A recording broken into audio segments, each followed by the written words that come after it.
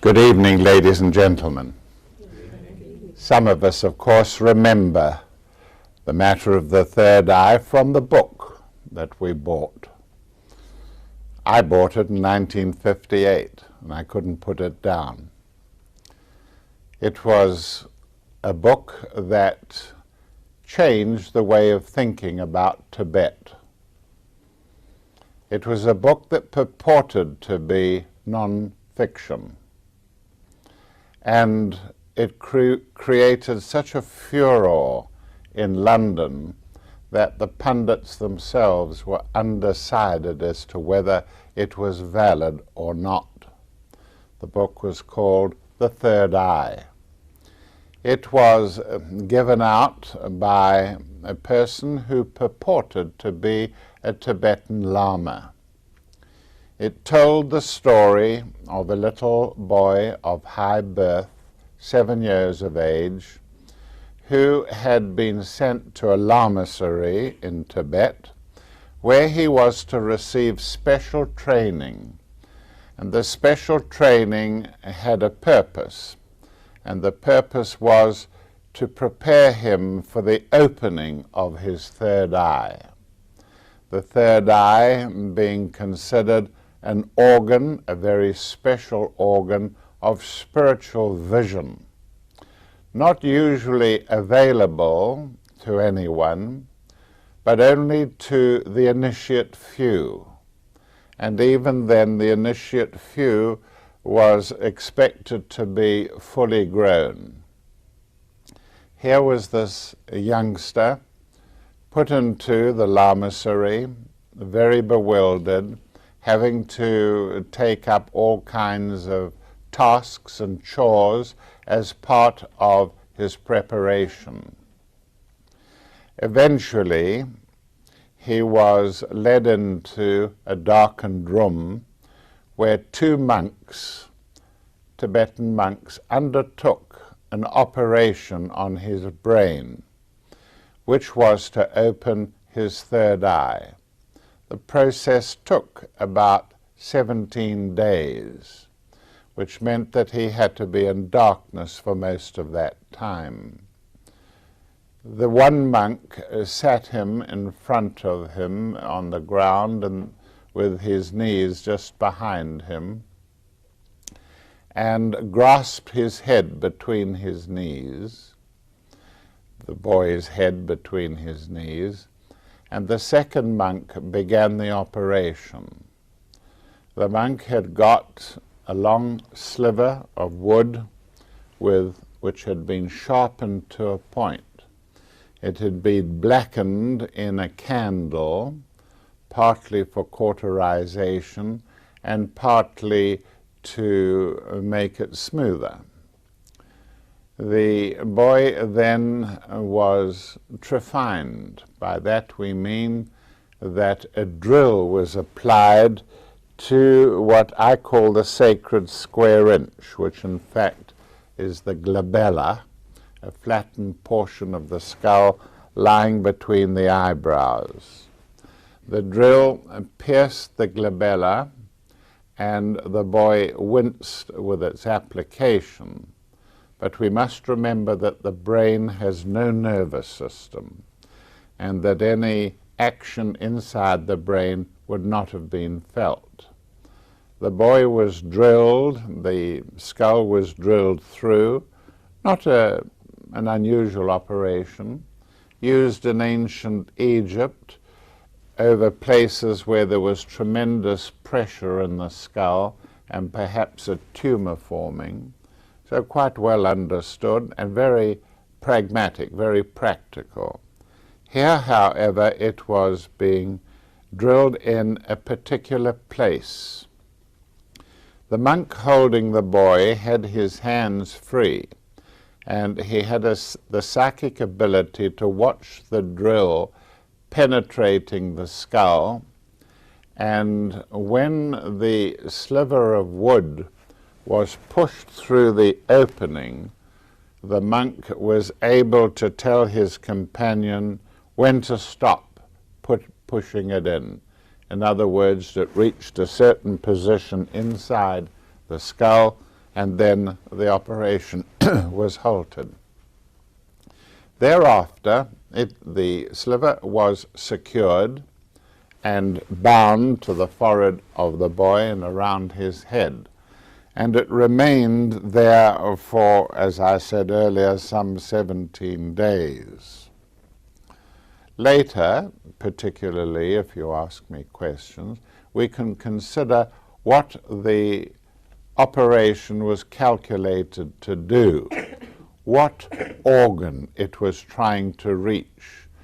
Remembering, if you know anything of the brain, that there are organs in the midline of the brain, and this looked as if it was going to be directed towards such a mid-organ like the pituitary gland, which lies at the base or in the inferior part of the brain, or perhaps the pineal gland or some other central structure.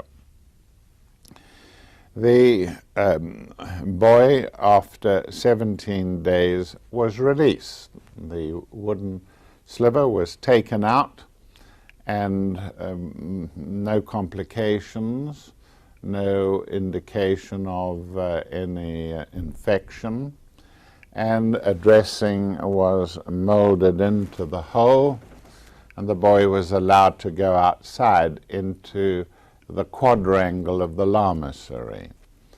And coming out into the bright light was a little painful for him, but the first person that he was able to observe was the establishment's chef, and the chef was in a rage, and as chefs very frequently are, and the boy gave a squeak of alarm because the chef was on fire. There were flames and there was brown and black smoke issuing from his body, all over his body, and the boy was scared at this. Actually, he was looking for the first time at the chef's aura, and being angry, the aura had turned brown and black with fumes, and there were a few sparks here and there. The boy had achieved in an operation the capacity to see the human aura. That was the kind of fascinating material that had been placed in this book, The Third Eye. It was a bestseller. I got it in South Africa, read it twice before I handed it on, and within a year almost everybody I knew had read it. The question was whether it was valid or not, whether the observations made in it, even if they were valid, would be given out by a Tibetan initiate, and it must have been written by an initiate. Such information would have been kept clandestine. And so one day, when the Lama who had written the story presented himself to his publishers in London, a large newspaper, I think it was the Mail, tagged him with a detective. And the detective followed this gentleman home. And it was discovered through this surveillance that the matter was apparently fraudulent. The Lama turned out to be an English plumber by the name of Cyril Hoskins, who had never been to Tibet, had never had any special training, but who to the end, and he lived another 40 years, who to the end maintained that he was a Tibetan Lama and that the content of the book was valid. Everybody wanted to believe him. His wife gave, who was a trained, registered state nurse, gave her story. And the story was that he had tried to make a living in various fields of expression, like selling surgical instruments, He had not been particularly successful and had been unemployed a long time. And then he suddenly had this urge to write a book. He appeared to have had an illness. And one day while he was in the garden, his wife saw him fall to the ground. And she said that from that moment onwards, he was a changed person. That when she helped him up, he was confused. He had great difficulty in framing English words, though after that she often heard him talking to himself in a foreign language which she recognized as being Oriental.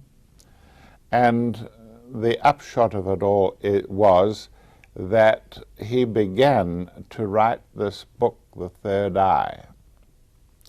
He maintained that he had been in a Tibetan lamasery, practicing his work as a lama, that during the Chinese-Japanese War and the subsequent war with us, there had been some convulsions, and he had emerged from Tibet, had worked for part of the time with the Japanese, had escaped from them when they ill-treated him, and had managed to get to the West.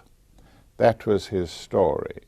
He appeared to have a circular scar in the region of the brow, and as we have heard, he wrote this book.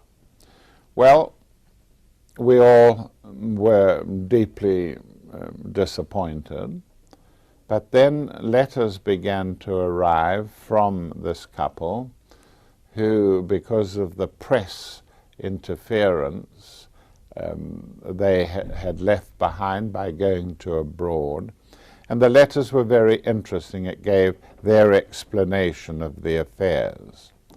I can only add my comment after 40 years, and that is that the contents from the checks that I have done is valid, that it is quite apparent that because of an illness, possibly schizophrenia, that the Lama had been able in his astral body to occupy the Cyril Hoskins, and to not only occupy his body, but to begin to write a book in English, which presumably he had studied and merely had to adjust himself. Well, that's the story, and it's fascinating. The book is full of great interest, the struggle of the child to maintain his initiate stature, and so on. When we bring the story of the third eye to ourselves, we need to know at the outset what we're trying to do in the opening of the third eye. Some of what I tell you will be hard to accept, to believe. Just keep an open mind, like you would have had to do with the book The Third Eye, and ponder about it afterwards. The suggestion here tonight is that those who are trying deliberately to open the third eye, and it can be opened under other strange circumstances, like the operation I have just mentioned. The third eye is an organ that we are yet to grow. We are spiritual beings, but only spiritual embryos. We are half-formed.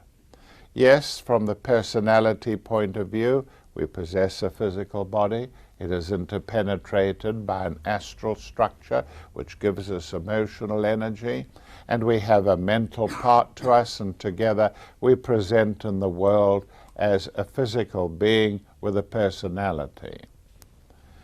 But the proposition has always been, whether it is in Tibet or ancient Egypt or Rome, the proposition has always been that we are more than just a physical body and its personality structure. The ancient teachings, which I represent here tonight, only putting them into the language of the day, the ancient teachings suggest that we have a higher nature, and that this higher nature is immortal. It has its own spiritual evolution. It is on, let's say that is the higher nature, it is on an evolutionary path beyond perfection, and therefore very confusing to us. And that with each life on the earth, the spirituality of the higher self, which is my better expression, I think, than the soul, which is a Christianized term, the soul advances with each life on its own path, its own evolution. Well, what is suggested here tonight is that instead of waiting for hundreds of lives to produce the development naturally of our spiritual heritage, our spiritual bodies, it is possible to short-circuit evolution. Short-circuit evolution in the sense that we cut down on the number of lives that would normally be lived in what we call the process of reincarnation. Not having to go through an eternity of adolescent periods, time after time after time, having to learn the same, but to intervene. And ancient wisdom's main glory is to show, to indicate ways in which the process can be speeded up, and we can begin to move towards the culmination, which in esoteric parlance is the summit of the mountain, the summit of the mountain. The normal procedure is the long pathway winding around the foothills and ultimately reaching the top of the mountain after hundreds of rounds of lives on the earth, indeed symbolically spoken of as 777. The suggestion here is that it is possible to take the kingdom of heaven by storm, that you can deliberately go up, not along the long pathways, and I always think of Glastonbury Tor as symbolizing this, but right up the face of the mountain. And mountains, are there any astrologers here who'd be interested? Hands up. Dare you to. The mountain has always been the symbol of initiation. We may as well know what initiation means. In esoteric parlance, initiation means this. Esoterically, we say that the mountain is the symbol of spiritual achievement and has always been so. And there are two paths up the mountain, either the long path or the short path, which is very much harder and which enables you to take the short path, often clinging onto the mountain while rocks, boulders rain down. These are the kind of events that you expect when you tread the path of unfoldment. And initiation means that you somehow or the other in your struggles invite the attention of beings who have extrasystemic connections. That's the word I was looking for. By that we mean that high beings who have done that path, who have reached perfection, what Plato called truth, beauty, and goodness, that they themselves pass on the knowledge of how they trod that path, what the difficulties were, where you could expect to find them, how you had to develop spiritual values in order to climb over obstructions on that path. They themselves had reached the immortality which is part and parcel of spiritual development and are able to help us. When this is done in a refined and very dramatic way, if those words are not contradictions, there is the ability of these individuals, the one initiator, when you become aware of the teachings of Bailey and the classical stream of wisdom, we learn what we have to do in order to obtain initiation. Initiation is when a higher being applies extra systemic force to you. It is usually applied to 7 parts of the surface of the skull.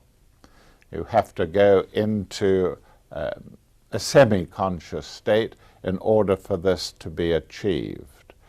And the 2 forces produce results in you, in the spiritual embryonic part of you, which is to give you an increased access to life force. And the second factor is to give you spurts of incredible growth of consciousness, life and consciousness. The 2 snakes of the caduceus wound around the rod of spiritual growth. And they are conveyed by initiates, and you must achieve initiation in order to be ready for the next stage of your unfoldment. We call it climbing the mountain. And in astrology, Capricorn is the symbol not only of the mountain, but it is the symbol of the initiate. And so what I'm talking about tonight is an aspect of climbing the mountain. And it eventually takes you to the mountaintop, initiation by initiation, so that you reach perfection, you become a master of the wisdom, and you are ready then for duties that lie outside the normal field of expression in our solar system. So that's initiation. That we have spiritual organs to develop, you soon become aware of as you tread the path. We need to understand that man is a many splendid thing. We are not just the tip of the iceberg which we perceive, and yet know that beneath the level of ordinary awareness there is another 9 times as much components than those which we see with our ordinary physical eyes. The hidden part of the iceberg. And the hidden part of the iceberg is very well known to those of us who make a lifetime study of ancient wisdom. The physical body that I spent 7 years at a medical school learning about, the physical body is only part of the truth. There is interpenetrating the physical body a vehicle which is also physical, made up of subatomic particles. And these subatomic particles are mainly identified, certainly by me in occult research, made up of what we call neutrinos in physics. Neutrinos. And these tiny little particles are very difficult to measure. They have no mass, so they can't be weighed.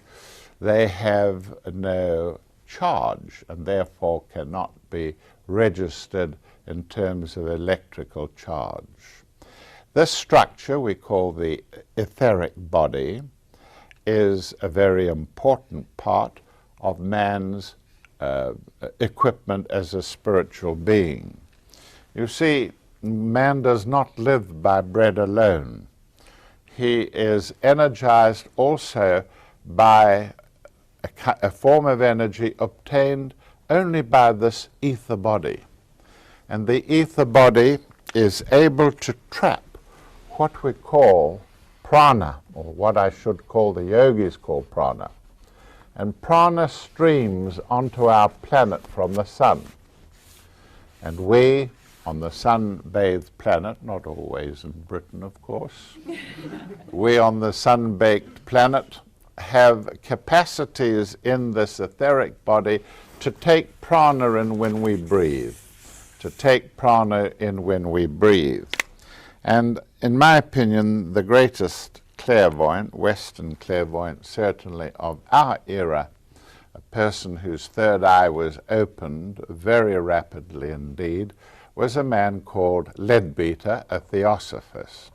And when he turned the attention of his third eye to the matter of the elements, known elements and unknown elements, he was able to examine them.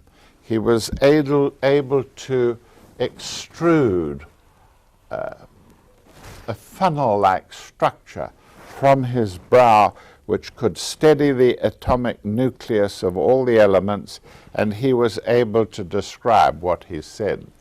He said that the oxygen molecule was a helix.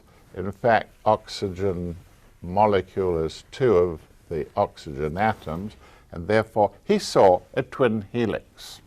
And he found that attached to the twin helix were globules of prana streaming from the sun. And these globules carried the prana in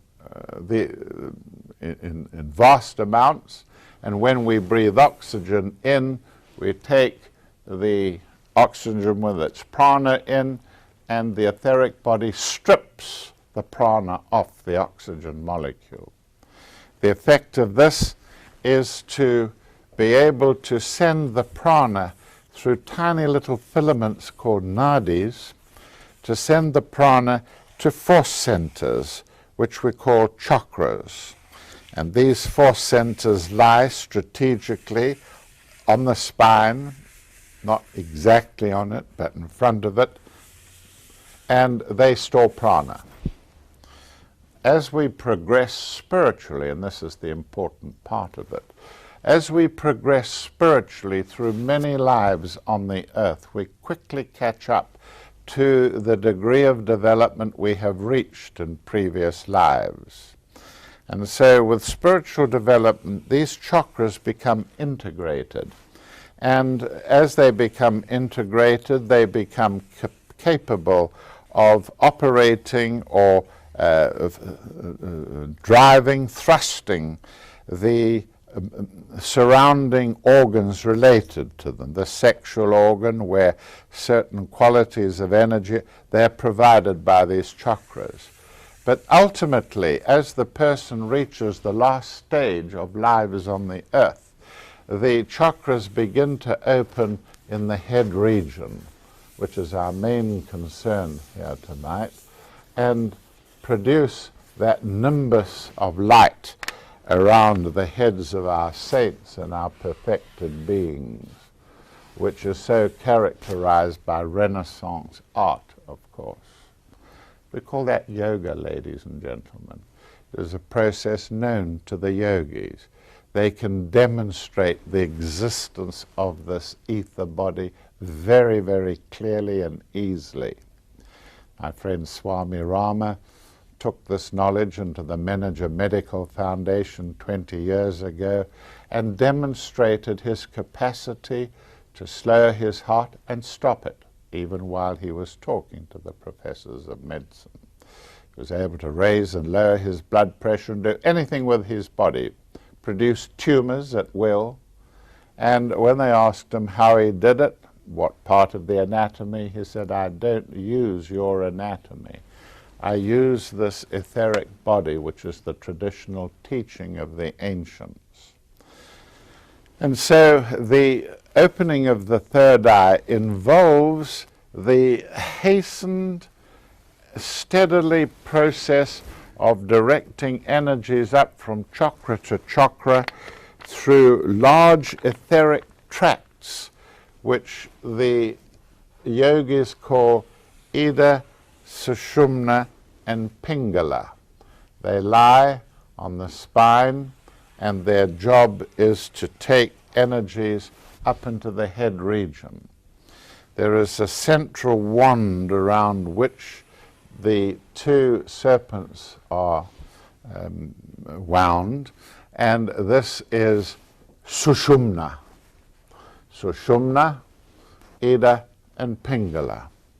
And through the yoga processes we learn, and you can't rush through them, you have to practice what you are learning.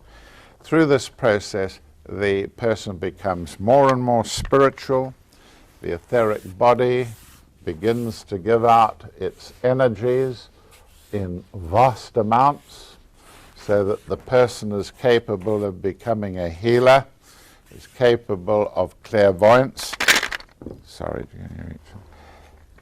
Capable of clairvoyance because he has the energy to operate spiritual devices which are part and parcel of these subtle structures. Let me just finish what I'm saying by pointing out that there is a substance called emotion, which can exist as energy, the energy of emotion or emotional matter, and that from this plane of emotion that interpenetrates the earth, we are able to take it in to our solar plexus region, and from the day of our birth, we begin to develop an astral body. The astral body, made of emotional substance, is the vehicle that we feel with. It is the vehicle that enables us to take emotional energy that is crude from the astral world and to express it outwardly in creative acts. I'm giving a lecture here now. My emotional energies are being used to create in this room, which is the way that I do my lectures, an atmos in which you and I can exchange some of the processes of what I'm presenting to you. So the astral body, a loose-fitting structure, but a very exact image of the physical body, interpenetrates the physical. I must complete this by pointing out that there is also an emotional body interpenetrating the physical and the astral, and that is, it is only partly formed. The mental body of man is only partly formed. It has the capacity to think linearly along a line of thoughts towards the completion of a project. We do it very well. We call it in esoteric parlance, we call it active intelligence. But according to the ancients, there is a higher part to this body, this mental body called manas, which enables us to think along several lines of thinking at once, and to be able to produce extraordinary developments in our consciousness. And Leadbeater was one of those who had developed manas and had the ability to examine oxygen and all the known and unknown elements of his day. And so there is the structure. It gives out, in spiritually evolved people, it gives out an enormous effluent. It gives out an effluent. And this effluent is the used energies which have passed from higher planes. They are used energies, and they pour out from the surface of the combined bodies that I've been talking about to give us what we all know to be that globule of energy known as the human aura, the human aura. And the opening of the third eye gives that extraordinary capacity to be able to see the aura of an individual. And more than that, later, as this becomes an everyday occurrence with you, the ability to see colors in the aura. Now I must dash your artistic inclination and say that the colors are an illusion in the aura. We have not got the capacity yet in the great surface of the brain, the cortex of the brain, to register jealousy as a visual thing. But when there is jealousy in the aura, the nearest that we can register it in our brains at our stage of development is as a color. And so we see these qualities of jealousy and honesty and compassion in an aura as colors. So this is what our friend Lobsang Rampa was able to observe as he emerged from his operation. The climbing of the mountain has very wonderful symbology. We're all on a path going up that mountain. How steep we can tread it depends on the constitutional value of our spiritual natures. We can't all climb the path with success and exuberance that others might be able to. You need to discipline yourself. You need to open up special organs. The mountaineer has to build his the mountaineer has to build his muscles, the muscles of the calf, the arms, and so on. The mountaineer uses and learns to use devices like spikes and mallets, which he carries with him. He has to use ropes and boots and pulleys, and all these are part and parcel of his training. We too need training. We call it training in esoteric discipline, so that when we climb the spiritual mountaintop, we are equipped for the work. And you will have had that ad nauseum from those of us who teach spiritual development. And so we have to ask ourselves, what is the third eye? May I, before we pass on, not overlook the most important structure of all, and that is the spiritual component of man. I don't mean to have those 2 points upwards there. I'm really drawing it as an upright star, and that should be the upper point. The other is a symbol of black magic. We're talking about the higher self, that part of you which was there the day that you individualized, receiving these 2 enormous energies and became a human element. We call that individualization. From that moment on, there has always been part of you. And that part of you has been sustained by every life on earth and added to with spiritual qualities only. You take with you to the higher self your spiritual nature, whereas you leave behind at the end of each life on earth, you leave behind the personality characteristics. And so after many lives, this spiritual identity, which is your higher self, begins to become very powerful. It too pours energy into the aura so that you are capable of teaching and healing and enlightening as never before. It has its own path of evolution. And when we do our esoteric disciplines, we always have to remember, not my will be done, O Lord, but thy will be done, the immortal part of you. Immortality is the ultimate that we're all growing towards. I'm immortal. I know I'm immortal. I know that I shall live forever.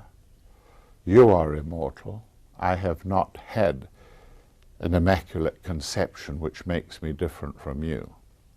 I am of you, and you are immortal. And what I want to do, if I do nothing tonight, is to convey to you the utter certainty that every one of you is immortal. And when you know that you are immortal, and it'll come to you if you practice the esoteric disciplines, life changes for you.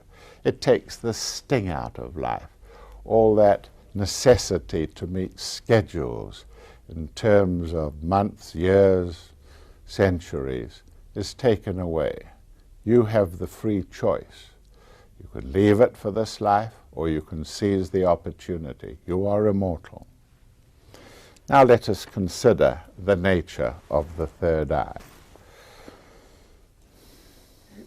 When I was in America lecturing on tour in 1976, suddenly the crest of the United States could be seen everywhere. It could be seen on as giant posters, and it contained an extraordinary object which caught the imagination of the American people. And it was this, that in the seal of the United States of America, there appears a pyramid.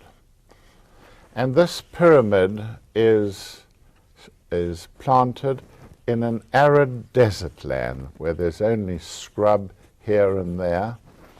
And what is more, the pyramid has no capstone. The capstone of the pyramid is missing.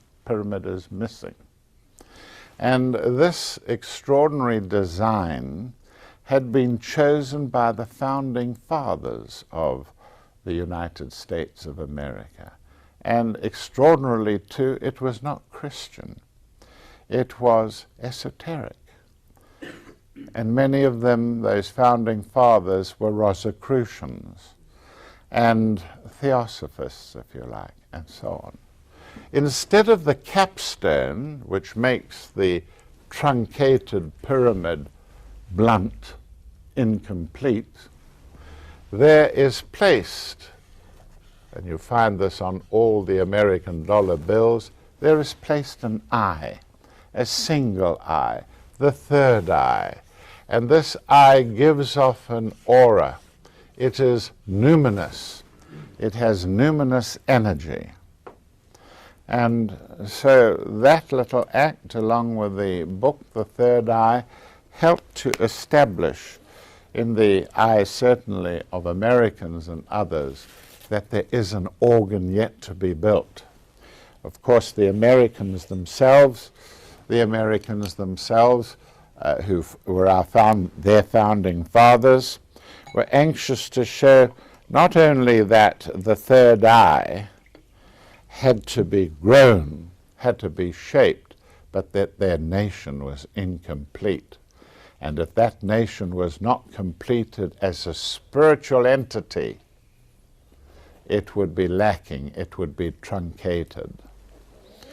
Now, any of you who have practiced yoga know the esoteric significance of shapes and the contortions that we put ourselves into when we practice yoga, and wonder why.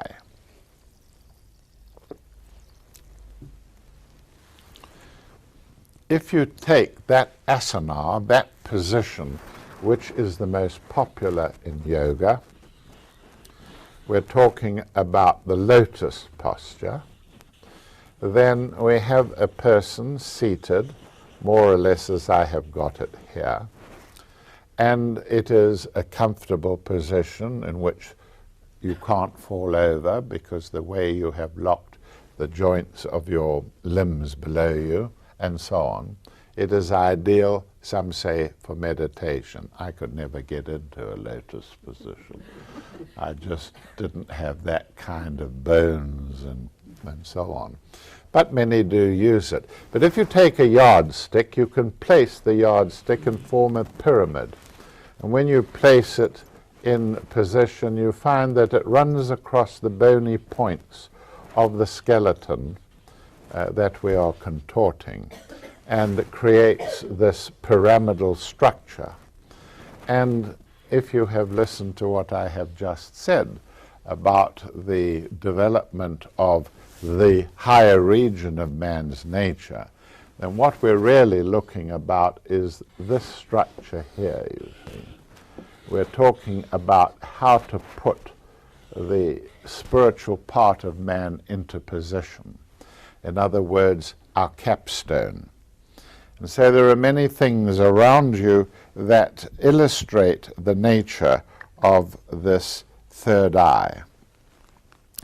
We're talking about it today in physical and spiritual terms.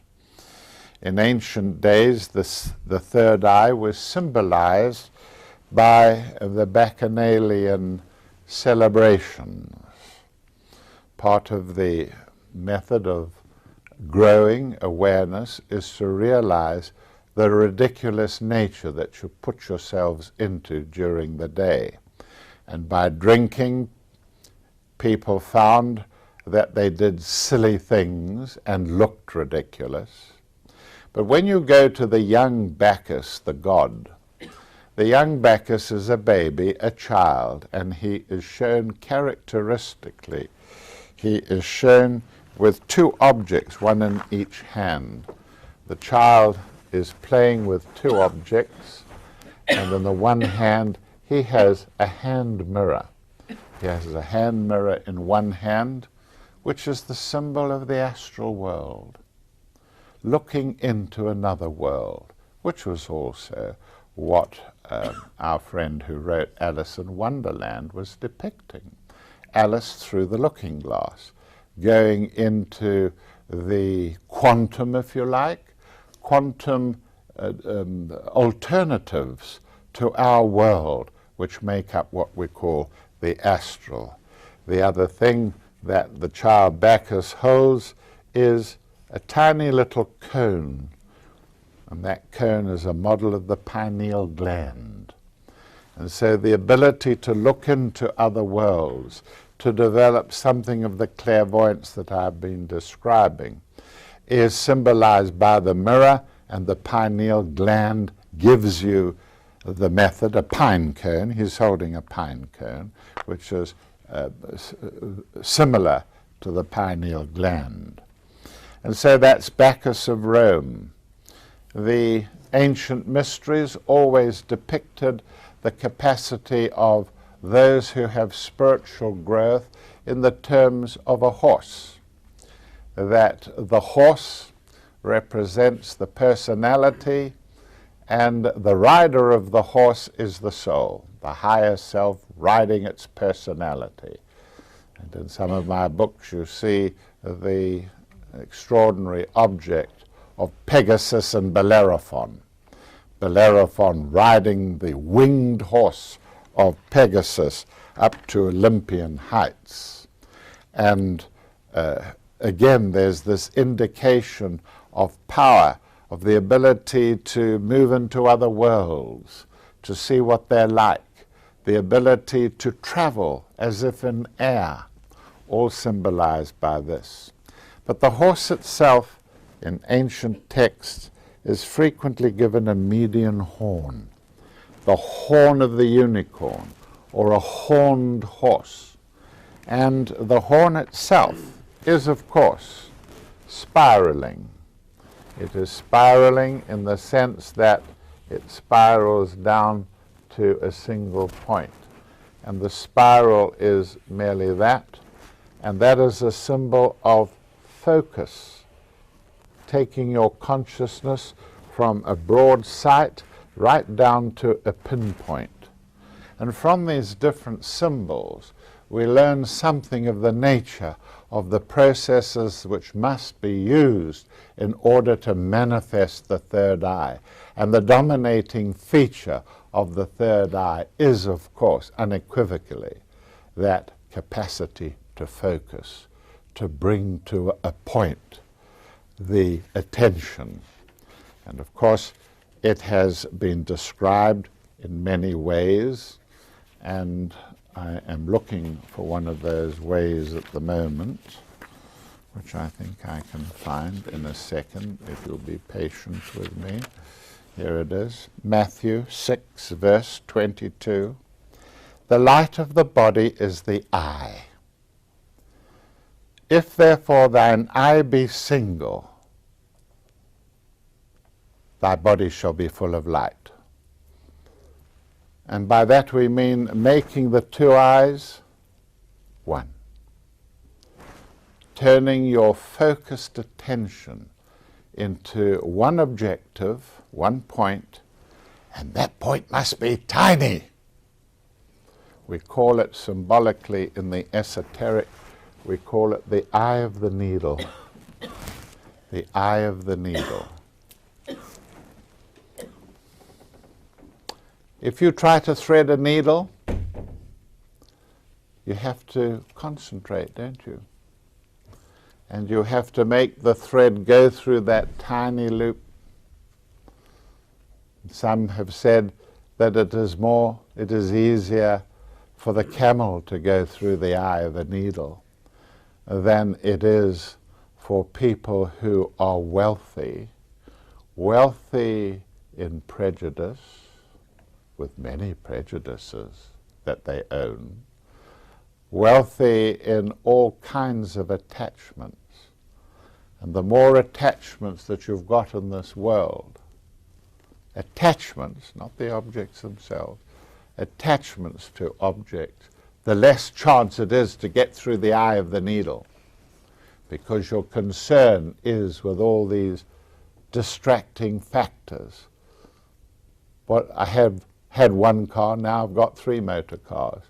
I've got to see that number 1 is properly documented. I've got to see that number 2 is going to have its innards looked at. What do you call it when you have the car?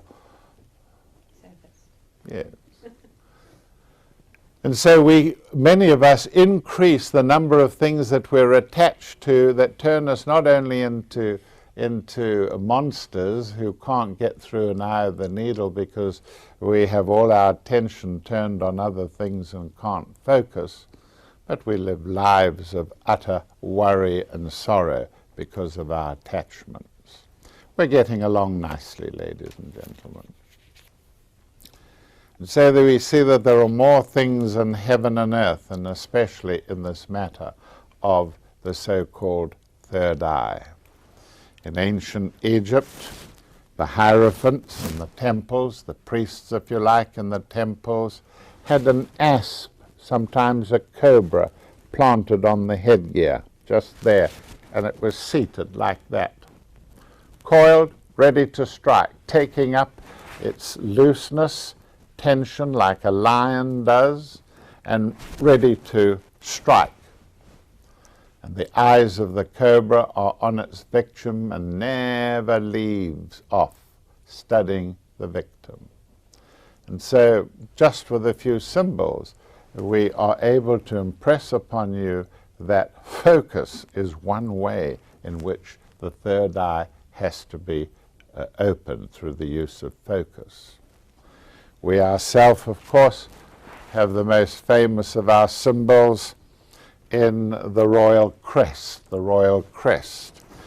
And here you have the great shield of Britain with a garter around it saying Molly, in Oniswaki Molly Pons, and the various lions and symbols of the monarchy of Great Britain. Here you have a lion, and the lion is holding the main piece, and opposite to the lion is a unicorn, a more delicate creature, opposite to it, and we all know this symbol. Between the two of the fighting entities is the crown of England, the crown of consciousness, the crown of consciousness. Crowns indicate consciousness. If a person really does possess a beautiful crown studded with lovely gemstone, he has got qualities in his consciousness. And here we have the old song. The lion and the unicorn are fighting for the crown. Who is going to dominate that structure, that person? Is it going to be the unicorn, the soul? Not my will but thy will be done, O Lord. Is it going to be the unicorn, the soul, dominating that life, or is it going to be the personality of the lion dominating that life? Lion and the unicorn were fighting for the crown. The lion beats the unicorn all round the town. And that is true of everyday life. That people's personalities dominate their egos, their higher selves, the inner subjective being. And that has to be reversed, of course, when we begin to open the third eye. You must be awake, ladies and gentlemen, if you are opening yourselves up. You have to deal with the higher self. If you know what you are, and I'm telling you many things about yourselves here tonight, if you know what you are, you can change what you are. If you don't know what you are, you can't change what you are because you haven't any idea of what you need to act upon. And so this kind of knowledge is extremely important. The barriers between the material and the spiritual are being shattered all the time in the world. Science is not quite aware of what it is doing. But if you look, study, look around you, see the work that's being done in science. Science is beginning to discover astral substance and calling it quantum. And we all know about astral substance in the esoteric.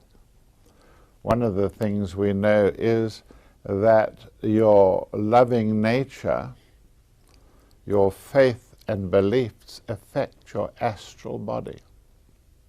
And a faith healer works on that basis of being able, through having faith that the patient can be treated, that he is able to manipulate the astral substance, the quantum substance of the patient.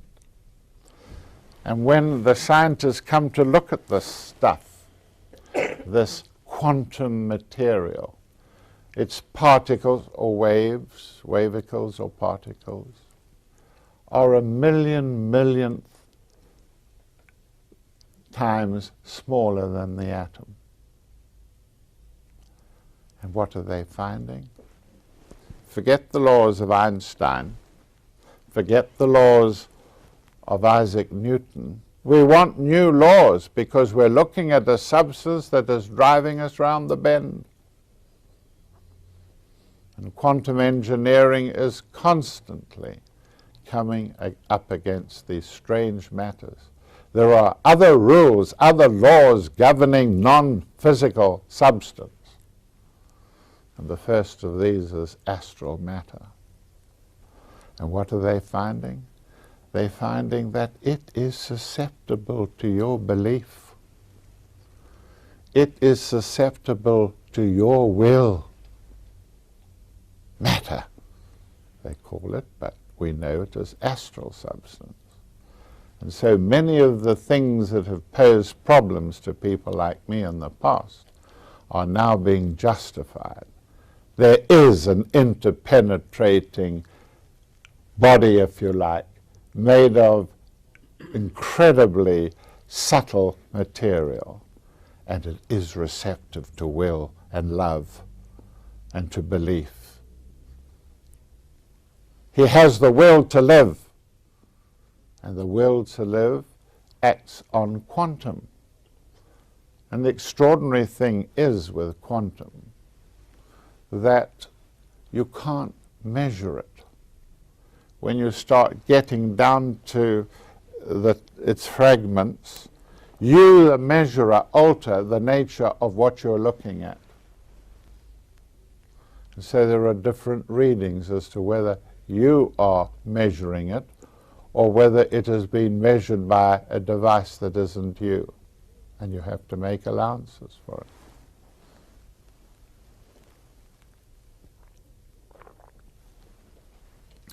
So now let us look at the nature of the third eye. What does it do to us? Certainly the most obvious thing is that it makes us clairvoyant. Clairvoyance is only a siddhi in yoga. By that we mean a minor power. but something's better than nothing, isn't it?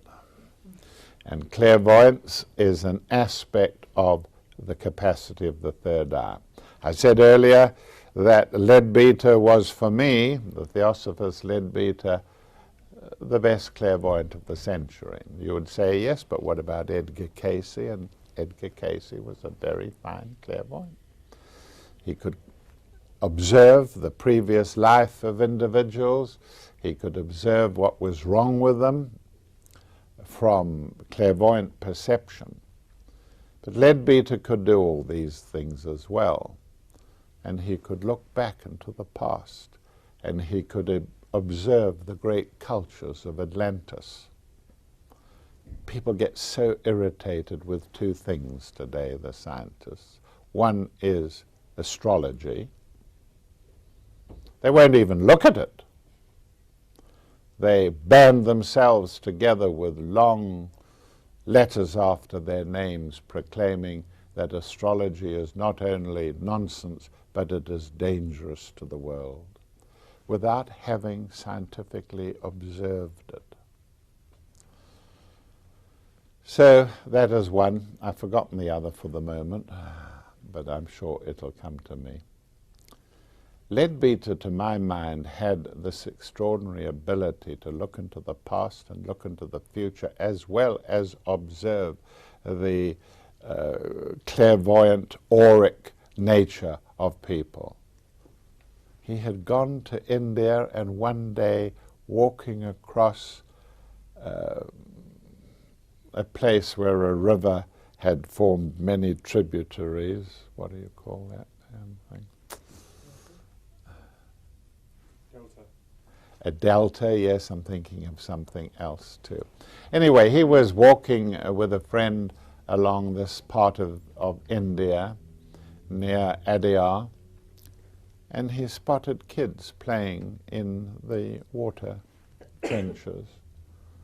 And he immediately was attracted to these two, but one of them in particular, and that was Krishnamurti.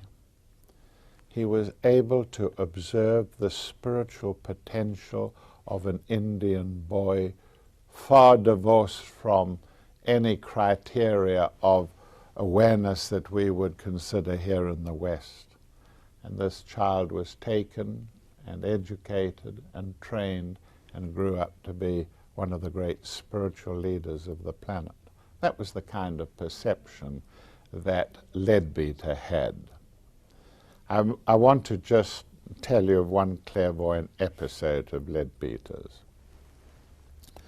For some reason or the other, he had turned his inward eye, which in the daffodils, you remember what they say, for oft whilst on my couch I lie, in vacant or in pensive mood, they, the daffodils, flash upon that inward eye, which is the bliss of solitude. He had been in such a state and had been observing the Master Kutumi 700 years from now. He was walking, Kutumi was walking with a group of students. I believe it was Hyde Park or somewhere like that in London. He had been walking with them, and Leadbeater had caught this fragment from the future, and he had taken his gaze away from this group and started to examine the skyline of London 700 years ahead. And he described various buildings, and one of them was St. Paul's Cathedral. And he described St. Paul's Cathedral still there, august, in the lovely sunlight, 700 years ahead. When war broke out, the last World War broke out, the bombing of London was a terrible thing. And many of us, as we watched the bombs pounding London, destroying everything before them, we wondered whether Leadbeater would be proved right, that somehow or the other St. Paul's, the center of attack, would survive, and thus vindicate the belief that Leadbeater had got it wrong. Sure enough, pictures of London show the area around St. Paul's absolutely flattened. And yet the cathedral survived. It was hardly touched, 1 or 2 incendiary bombs that were quickly put out. Leadbeater had been right. It would survive. It would be there for another 700 years. Marvelous chap. You should read his works. And if you can read this with a tongue in your cheek, read a book called Man, Whence, How, and Whither by C.W. Leadbeater. Not so much for his clairvoyant perceptions, but it tells you about the growth of a new subrace. I've been to Australia many times because there's a new subrace growing there. We are the 5th subrace of the Aryan root race. And this 5th subrace is going to sponsor, give birth to a new one, the 6th subrace. And the 6th subrace is going to be a race that is going to express through the heart chakra, going to express Buddhi as it has never been expressed before. In the eons ahead, hundreds of thousands of years ahead, this subrace, now being born in Australia, is going to give birth to this stupendous race that will open its it'll mean that such individuals in that subrace will experience intuition like we experience active intelligence. These flashes of intuition that perhaps come to us only half a dozen times in a life. They indicate that what you have said, or what you are touching, or what you are close to at that moment, whether it is truth or beauty or goodness, reaching perfection at that moment, a truthful thing comes to you, a most beautiful thing strikes you, or justice, then you get that of intuition flashes through you, and with it some attachment, some correlation to what you have just thought. And they will have that in everyday life. Where? In Australia? On the western coast, where Perth, this beautiful new city, Perth, exists. See Perth before you die. And there you have a strip of coastland bulging into the Indian Ocean, a strip of coastland which is isolated from the rest of the world. And that's one of the things required for a new subrace to be built, like that tribe of Israel that was led off into a wilderness and had to be segregated. And there is this area of Australia where you have 4,000 miles of the Indian Ocean on one side and 3,000 miles of desert on the other side. And just this little strip where this new subrace is now evolving, already characteristics, early to pass judgment on, early characteristics of this new subrace. Bathed in sunshine, because Leadbeater says the capacity for you to take up prana depends on the sturdiness of your etheric body, which I drew in blue, filled with its nadis, packed with nadis, capable in highly evolved people of not only taking prana in, the prana of the sun in, but circulating it through the nadis beautifully. Well, that was another observation of Leadbeater's, and it's lovely to watch this new subrace beginning to emerge. But now we must talk about our subject of the third eye and its anatomy. Do things really produce a third eye? Is it possible? Well, anatomically there is evidence of it. There is this tiny gland called the pineal gland that lies in the middle of the brain, where I've put the knob on the wand, because the wand there is the pineal gland, and the pineal gland is like a large pea, and it is found with its stalk in the third ventricle of the brain, the third eye. Yes, the Tuatara lizard of New Zealand has got a third eye in that position. And where the skull should be thick on this lizard, it is thin. It is shrunk to just a piece of skin over that eye. And when you study the Tuatara lizard's pineal gland, which is what I'm talking about, sure enough, you'll find a body there that has the components of an eye and is sensitive to light. And we know that the pineal gland is sensitive to light even though it is burrowed 3 inches below the surface of the skull. Still sensitive to light. In fact, a new disease has been discovered associated with the pineal gland. It is a disease which becomes active in winter, and especially in countries where the winter is long and protracted, like Sweden. And if you have 7 or 8 months of darkness, the pineal gland is stimulated, becomes overactive in the presence of darkness. And so people in such regions tend to grow their pineal glands excessively, and it produces in them tremendous depression. And this depression can lead them into suicide. And that is a disease condition which can be corrected by getting the person to stare into light for half an hour or so every day and counteract the effect of darknesses of the long winter months. Madame Blavatsky said that in ancient days on the planet, we're talking about 12 million years ago, the skies were darkened over on the planet from the volcanoes. Tremendous emission of material from volcanoes.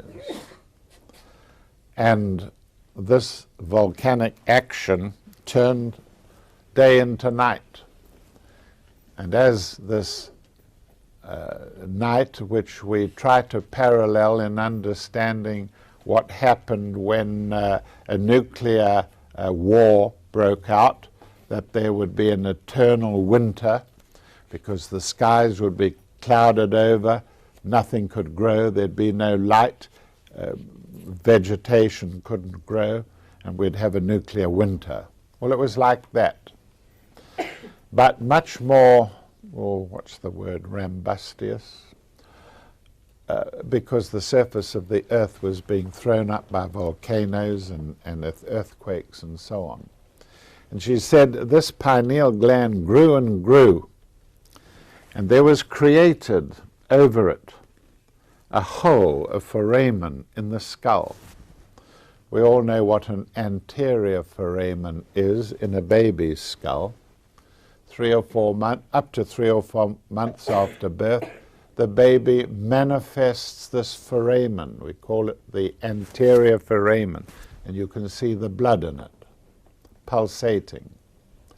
But according to, and I've studied some of the possibilities of this, there was a posterior foramen, and through it the third eye had protruded and was able to act as an organ. Leadbeater said, when he observed it clairvoyantly 40 years later, he said that yes, it did operate as a sensory organ, but rather than being an organ of vision, it was more susceptible at the stage that he observed it to volcanic heat. And it helped the man on the earth at that time to sense the presence of heated volcanic regions that he could slip into. So we do find the pineal gland extended in certain creatures and we must take Madame Blavatsky's word for it, that it existed on the end of a stalk protruding from the posterior foramen of the skull. When I went to medical school, we were told that the pineal gland could be ignored, that it had no known function. It had no known function and was considered to be obsolescent. I was furious because I used to give lectures at my medical school in the first years I was there on things like the third eye and things like UFOs and so on. And to hear our anatomist telling us to ignore it, I was outraged. So I remember it well. In fact, Madame Blavatsky said that it had certain important functions in man. Here's a frail old woman being used as an amanuensis to take dictation from the master Kutumi, pouring through her a work called the Mahatma Letters, which you can find in the British Museum today. And in this book, talking about an obsolete organ, atrophied organ, which had no function according to science, but had very different functions, and she listed them. One of the things was that it had a tremendous effect on mankind in the early stages of his development. First of all, the earliest men on the earth reproduced by budding. Part of the abdomen would swell, the piece would become discrete, break away, and children were born in that way. The sexual reproductive organs were way up inside the abdomen near the kidneys, where they came from. Certainly the male testicles are part of the kidneys. But with the development of humanity on the earth through its different root races, the organs began to migrate, the sexual organs migrated, and came to lie, before they came to lie in the positions that we know today, they manifested all kinds of sexual expression in mankind on the earth. Such things as no organs, sexual organs, which was the first stage, and then both organs. There were hermaphrodites on the earth. And slowly the individual either developed into a male or into a female, and procreation was in that way. Then there was the sudden breaking of the sexual organs into two definite kinds, the male and the female. And still to this day, if you examine the organs of the female, she has still got a penis. She still has deep within her the other male structures. Similarly, the male himself, deep in the prostate gland, has got the utricle or female uterus embedded in the prostate of man today. Signs that they once were functioning structures. But the time came when this chakra, the sacral center there, related to the endocrine glands of the sexual components of our body, became integrated. Progressively they all do. Became integrated. Man had the energy source to produce not bisexuality or hermaphrodite stages, but true heterosexual possibilities. And the combination of this with the pineal gland secretions enabled the sexes to separate and thereby produce incredible numbers of new opportunities for the opposite of differentiation, of possible types of humanity. Proof of that, well, 20 years ago, Minnesota University published its researches on the investigation of the pineal gland. And one of the things that it found was that the pineal gland was related to sexuality. And it was shown that if a boy has a